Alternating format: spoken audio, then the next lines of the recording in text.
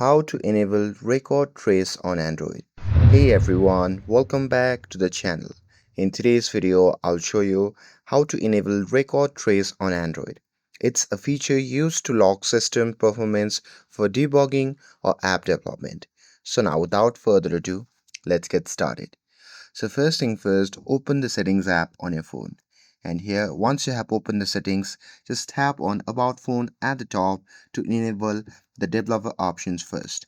So here, once you're inside the About Phone, just tap on your build number 7 times, and once you've done that, you'll enable the developer mode. But here, I have already enabled the developer mode. So here, I'm going to simply go back to the main settings page, and from here, I'm going to simply scroll down and tap on additional settings.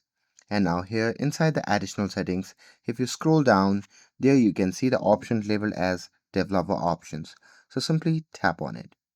And now here, once you're inside the developer options, there you can see the option labeled as system tracing. So simply tap on it.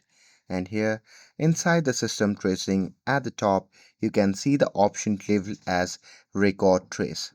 So simply toggle on that option. And by doing it, you have successfully enabled record trace on your Android phone.